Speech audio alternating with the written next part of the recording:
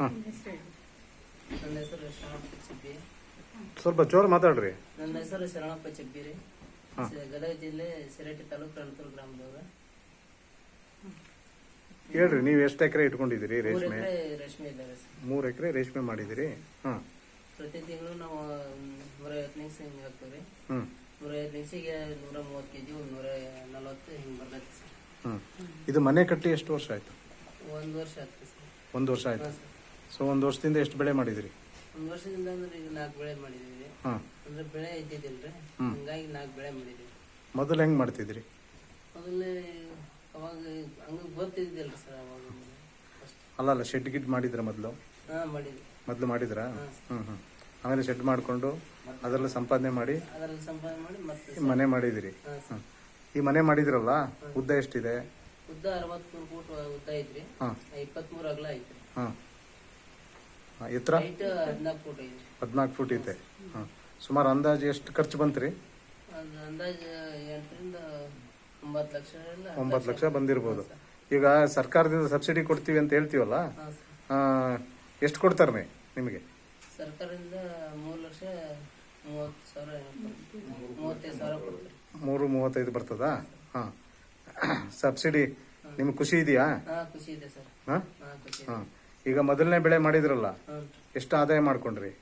ಮೊದಲನೇ ಬೆಳೆ ಮಾಡಿದಾಗ್ರಿ ಎಷ್ಟು ಲೇಯಿಂಗ್ಸ್ ಇಟ್ಟಿದ್ರಿ? ಎಷ್ಟು ಕೆಜಿ ಬಂತು? 150 ನಿಮಿಷ ಹಾಕಿದಾಗ್ರಿ 140 kg ಬಂದಿದೆ. 145 ಕೆಜಿ. ಹ್ಞೂ. ಬೆಲೆ ಎಷ್ಟಕ್ಕೆ ಮಾರಿದ್ರಿ? ಬೆಲೆ 600 ರೂಪಾಯಿ ಮಾಡಿದ್ರಿ. 600 ರೂಪಾಯಿ ಪರ್ ಕಿಲೋ. ಹಾಂ ಕಿಲೋ. ಎರಡನೇ ಬೆಳೆ?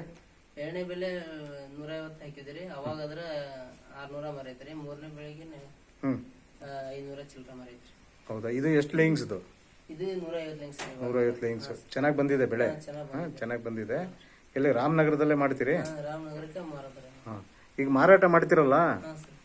ಮಾರಾಟ ಮಾಡುವಾಗ ಏನಾದರೂ ಗೂಡಿನ ಮಾರ್ಕೆಟಲ್ಲಿ ಏನಾದ್ರು ಸಮಸ್ಯೆ ಇದೆಯಾ ಸಮಸ್ಯೆ ನಿಮಗೆ? ದುಡ್ಡು ಬರೋದ್ರಲ್ಲಿ ಹಾಗೇನಿಲ್ಲ ಸರ್. ಹಾಂ. ಸಮಸ್ಯೆ ಹೆಂಗ್ ಮಾಡ್ತೀರಿ ಹೇಳ್ರಿ? ಈ ಗೂಡು ತಗೊಂಡು ಹೋಗ್ತೀರಿ? ತಗೊಂಡು ಹೋಗ್ತೀವಿ. ಹಾಂ. ಇಲ್ಲಿಂದ ಹೆಂಗ್ ಹೋಯ್ತೀರಿ?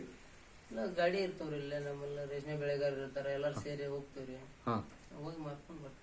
ಟ್ರೈನಲ್ಲಿ ಏನಾದ್ರು ಹೋಗಿದ್ರಾ? ಹಾಂ ಇಲ್ಲ, ಇಲ್ಲ ಸರ್. ರೈಲ್ನಲ್ಲಿ ಹೋಗಿಲ್ಲ. ಇಲ್ಲ ಇಲ್ಲ ಸರ್. ಎಲ್ಲರೂ 3-4 ಜನ ಕೂಡಿ ಒಂದು ಗಾಡಿ ಇರ್ತದ್ರಿ. ಗಾಡಿ ಒಳಗೆ ಅಲ್ಲಿ ಹೋಗಿ ಏನ್ ಮಾಡ್ತೀರಿ? ಅಲ್ಲಿ ಹೋಗಿ ಅಲ್ಲಿ ಇವ್ನು ಕೊಟ್ಟಿರ್ತಾರೆ ರ್ಯಾಕಿನ. ಹಾಂ, ರ್ಯಾಕ್ ಕೊಟ್ಟಿರ್ತಾರೆ. ಹಾಂ. ಅವ್ನ ಬಾಕ್ಸ್ ಒಳಗೆ ಹಾಕಿ ಕುತ್ಕೊಂಡಿರ್ತೀವಿ ಮಾರ್ಕೊಂಡು. ಹಾಂ. ಮತ್ತೆ ಅಮೌಂಟ್ ಏನೈತ್ರಿ ನಾವು ಊರ್ ಮುಟ್ಟೊಳಗೆ ಜಮಾ ಆಗ್ತದ್ರಿ. ಒಂದು ಬ್ಯಾಂಕಿಗೆ ಜಮಾ ಆಗ್ಬಿಡ್ತದೆ. ಒಟ್ಟೆ ನಮ್ಮ ಕೈ ಒಳಗೆ ದುಡ್ಡು ಕೊಡಕಿನ ಹಾಂ. ಅಕೌಂಟಿಗೆ ಜಮಾ ಆಗ್ತದೆ. ಹಾಂ. ಏನ್ ಅನ್ಸುತ್ತೆ ಒಟ್ಟಾರೆ ನಿಮ್ ರೇಷ್ಮೆ ಕೃಷಿ? ದುಡಿಯೋದ್ರಿಂದ ಚಲೋ ರೀ. ಇದು ಯಾವ್ದೇ ಬೆಳೆ ಇದರಿಂದ ಲಾಭ ಆಗ್ತದ ಗೊತ್ತಿಲ್ಲ. ಇದಂತ್ರ ಎಷ್ಟು ದುಡಿತೀವಿ ಅಷ್ಟು ಲಾಭ ಆಗ್ತೈತಿ. ಇವ್ರು ಯಾರು? ನಿಮ್ಮ ತಾಯಿಯವರ? ನಮ್ಮ ತಾಯಿಯವರು, ಅವರು? ನಮ್ಮ ಅಣ್ಣರು. ನಿಮ್ಮ ಅಣ್ಣವರು. ಎಷ್ಟು ಜನ ಮಾಡಿರ್ತೀರಿ ಇದನ್ನೆಲ್ಲ ಕೆಲಸ? 3 ಜನ ಮಾಡ್ತೀವಿ ನೋಡಿ ಸರ್. 3 ಜನ ಮಾಡ್ತೀರಿ. 3 ಜನ ಫಿಕ್ಸ್ ಮಾಡ್ತೀವಿ. ಒಟ್ಟಾರೆ ಕೆಲಸ ನಿಮಗೆ ಬಹಳ ತೃಪ್ತಿ ಆಗಿದೆ? ಏನ್ ಸರ್, ಟೈಮ್ ಸರಿ ಕೆಲಸ ರೀ. ಹಾ. ಮತ್ತೆ ಇದ್ರ ಜೊತೆಗೆ ಏನ್ ಮಾಡ್ತೀರಿ? ಮತ್ತೆಲ್ಲ ದನ ಇದಾವ್ರಿ, ಆಕಳ ಇದಾವ್ರಿ. ಅವನು ಮೇಸ್ಕೊಂತ ಇವನು ಮಾಡ್ಕೊಂತ. ಹಾಲು ಕರಿತೀರಿ? ಹಾ ಸರ್. ಎಷ್ಟಿದೆ ದನ? 3 ಆಕಳ ಇದಾವ್ರಿ. 3 ಆಕಳು. ಹಾ ಸರ್. ಹ್ಮ್ ಹ್ಮ್. ಬೆಳಗ್ಗೆ ಅವ್ನು ಮುಗಿಸ್ಕೊಂಡು ಬಂದು ಇಲ್ಲಿ ಮಾಡಿದ್ರೆ ಅಂದ್ರೆ ಇವು ಒಂದು 3 ತಾಸಿನ ಬೆಳಿಗ್ಗೆ ಸಾಯಂಕಾಲ 3 ತಾಸು ಕೆಲಸ ಮಾಡಿದ್ರೆ ಇದ್ರ ಕೆಲಸನ ಮುಗಿತಿದ್ರೆ ಮತ್ತೆ ಉಳಿದ ಟೈಮ್ನಾಗ ಅವನು ಮಾಡ್ತೀವಿ ಸರ್. ಸೊ ಪ್ರತಿ ಬೆಳೆಗೂ ತೊಳ್ಕೊಂಡು ಭಾರಿ ಚಲೋ ಸರ್. ಚಲೋ ಇದೆ. ಬೆಳೆ ಬೇರೆ ಬೆಳೆ ಕೈ ಕೊಡ್ತಾ ಗೊತ್ತಿಲ್ಲ. ಇವಂದ್ರು ಫಿಕ್ಸ್. ನಾವು ಎಷ್ಟು ದುಡಿತೀವಿ, ಎಷ್ಟು ಇದಕ್ಕೆ ಲಕ್ಷ ಕೊಟ್ಟು ಕೆಲಸ ಮಾಡ್ತೀವಿ, ಅಷ್ಟು ನಮ್ಗೆ ಲಾಭ ಆಗ್ತದೆ ಸರ್. ಲಾಭ ಆಗ್ತದೆ. ಒಂದ್ ಸ್ವಲ್ಪ ಕೇರ್ಲೆಸ್ ಮಾಡಂಗಿಲ್ಲ ಸರ್ ಅದಕ್ಕೆ. ಒಟ್ಟು ಇದರಿಂದ ಹುಷಾರಿರ್ಬೇಕು. ಯಾವ್ದಾರು ರುಜಿನಗಳು ನೋಡ್ಕೊಂಡು ಮಾಡ್ಕೊಂತ ಹೋಗ್ಬೇಕು. ಲಕ್ಷ್ಯ ಕೊಟ್ರೆ ಜಾಸ್ತಿ ಬೆಲೆ ಮತ್ತೆ ಲಾಭನೂ ಜಾಸ್ತಿ. ಲಾಭನೂ ಜಾಸ್ತಿ. ಒಟ್ಟು ಕ್ಲೈಮೇಟ್ ಒಟ್ಟು ಹಾಕೋಬೇಕು ಸರ್. ಒಟ್ಟಾರೆ ಏನ್ ಹೇಳ್ತೀರಿ? ನಿಮ್ಮ ರೇಷ್ಮೆ ಗೂಡು ಬೆಳಿತಿರಲ್ಲ, ನಿಮಗೆ ಏನ್ ಅನ್ಸ್ತದೆ ಹೇಳ್ರಿ ರೇಷ್ಮೆ ಇಲಾಖೆ ಬಗ್ಗೆ?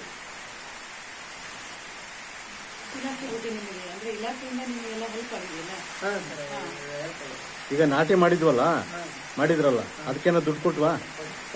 ಅದಕ್ಕೂ ದುಡ್ಡು ಕೊಟ್ಟಿದ್ದಾರೆ. ಹಾ.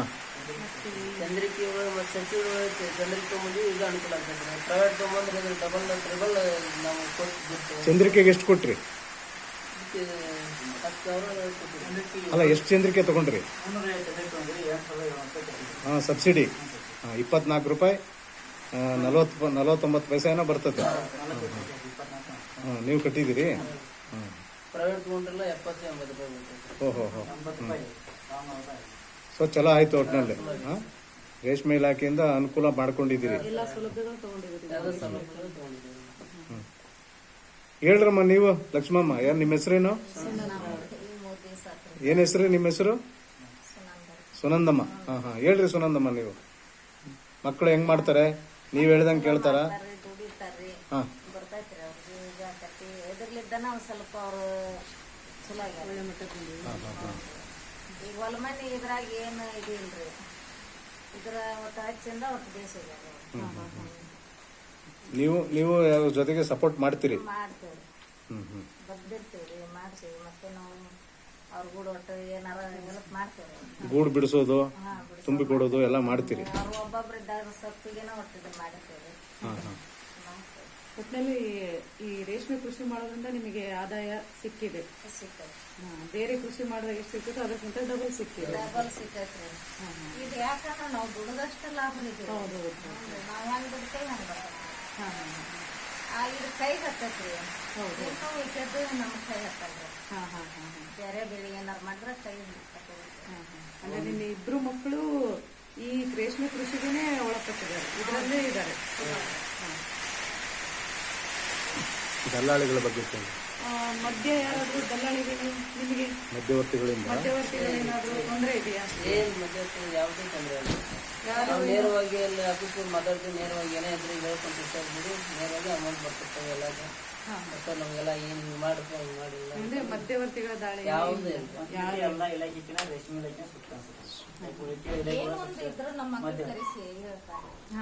ಏನಿದೆ ಡೈರೆಕ್ಟ್ ರೈತರಿಗೆ ತಲುಪಿಸ್ತದೆ. ಅಮೌಂಟ್ ಇಲ್ಲ, ಏನಲ್ಲಿ ಮಧ್ಯವರ್ತಿ ಯಾರು ಅಂದ್ರೆ ಮಾರ್ಕೆಟಿಗೆ ಉಳ್ಕೆದ್ದು ಮಾರ್ಕೆಟಿಗೆ ಹೋದ್ರೆ ಅಮೌಂಟ್ ಅವ್ರ ಕೈ ಕೊಟ್ಟು ಕೈಲಿ ಕೊಟ್ಟು ಏನೋ ಸಮಸ್ಯೆ ಇರ್ತದೆ. ಡೈರೆಕ್ಟ್ ಅಕೌಂಟ್ ಇರ್ತಾನೆ, ನಾವು ಅಲ್ಲಿ ಹೋಗಿರ್ತೇವೆ ಅಂದ್ರೆ ಯಾವ ಸಮಸ್ಯೆ ಇಲ್ಲ ನಮ್ಮ ಕೈಲಿ. ಒಟ್ಟಿನಲ್ಲಿ ನಿಮ್ಮ ಬ್ಯಾಂಕ್ ಅಕೌಂಟ್ಗೆ ದುಡ್ಡು ಬಂದ್ಬಿಡುತ್ತೆ ಗೂಡು ಮಾರಾಟ ಮಾಡಿದಾಗ. ತುಂಬಾ ಚಲೋ ಇದೆ ಅಲ್ಲ ಅದು? ಸಿಸ್ಟಮ್ ತುಂಬಾ ಸೇಫ್ಟಿ ಇದೆ.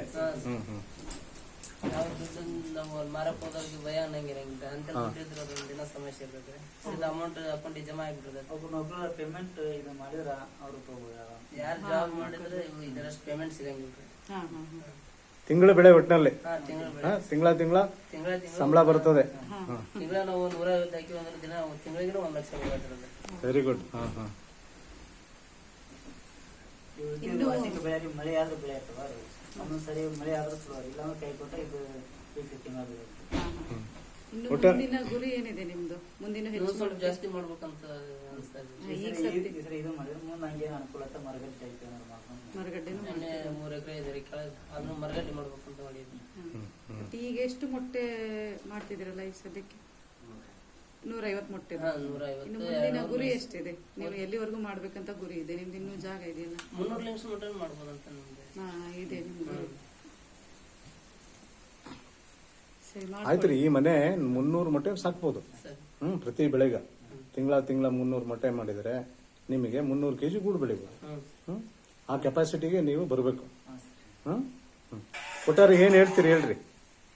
ಈಗ ರೇಷ್ಮೆ ಬಗ್ಗೆ ನಿಮಗೆ ಚಲೋ ಇದಲ್ಲ, ಸಂಪಾದನೆ ಚೆನ್ನಾಗಿದೆ.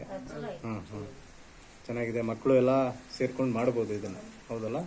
ಮಕ್ಕಳು 2 ಮಂದಿ ಇರ್ಕೊಂಡಿರ್ತಾರ ನೋಡ್ರಿ. ಮೇಲಲ್ಲ ಅನ್ನೋದು ಈಗ ಬಿಟ್ಟ ಬಿಟ್ಟಾರ. ಯಾರು ಆರ್ಥಿಕವಾಗಿ ಏನು ಇರ್ತಾರಲ್ರಿ, ರೇಷ್ಮೆ ಮಾಡ್ಕೊಂಡು ಅವ್ರ ಜೀವನ ರೂಪಿಸ್ಕೋಬಹುದು. ಹೌದಲ್ಲ? ಹಾಗೆ ತಿಂಗಳ ಬೆಳೆ ಅದು ವರ್ಷದ್ದು 3 ತಿಂಗಳು 6 ತಿಂಗಳು ವರ್ಷಕ್ಕೆ ಬೀಳ್ತಾರೆ. ಕೈಗೆ ಹತ್ಬೋದು ಆಗ್ತದೆ. ಹಂಗೆ 1 ತಿಂಗಳು ಕೈ ಕೊಟ್ಟು ಇನ್ನೊಂದು ತಿಂಗಳ ಕೈ ಬಿಟ್ಟು ಅನ್ನೋದು ಸ್ವಲ್ಪ ಇದು ರೈತರಿಗೆ. ನೀವು ಎಲ್ಲಾದ್ರೂ ತರಬೇತಿ ತಗೊಂಡಿದ್ರ ಹೇಗೆ? ಹಂಗೆ ಇಲ್ಲ ರೈತರೊಬ್ಬರೊಬ್ಬರೇ ಮಾಡ್ತಿದ್ದೀರಿ? ನಮ್ಮ ಇಲಾಖೆಯಿಂದ ತರಬೇತಿನೂ ಕೊಡ್ತಾರೆ. ನಿಮಗೆ ಏನಾದ್ರೂ ಕಲಿಬೇಕನ್ನೋ ಉತ್ಸಾಹ ಇದ್ರೆ ತರಬೇತಿಗೆ ಹೋಗ್ಬೋದು ನೀವು ಬೇಕಾದ್ರೆ. ಹೌದು ಸರ್. ಇಲ್ಲ, ಕಲಿಯೋದು ಇರ್ತದೆ, ಪ್ರತಿದಿನ ಇರ್ತದೆ. ಹೊಸದಾಗಿ ಮಾಡ್ಕೋಬೇಕು, ನೀವು ಕಲ್ತ್ಕೋಬೇಕು. ಸುನಂದಮ್ಮನವ್ರೆ, ಧನ್ಯವಾದಗಳು. ನೀವು ಹೀಗೇನೆ ಚೆನ್ನಾಗಿ ದುಡಿಮೆ ಮಾಡ್ರಿ. ಈ ಹುಳು ಸಾಕಾಣಿಕೆ ಮನೆಗೆ 300 ಮೊಟ್ಟೆ ಒಂದು ಬೆಳೆಗೆ ಇಡುವಂಗೆ ನೀವು ಕೆಪಾಸಿಟಿಯನ್ನ ವೃದ್ಧಿಸ್ಕೊಳ್ರಿ. ಅನುಕೂಲ ಆಗ್ತದೆ ನಿಮಗೆ. ಇನ್ನೂ ಲಾಭಾಂಶ ಜಾಸ್ತಿ ಆಗ್ತದೆ. ಧನ್ಯವಾದಗಳಮ್ಮ.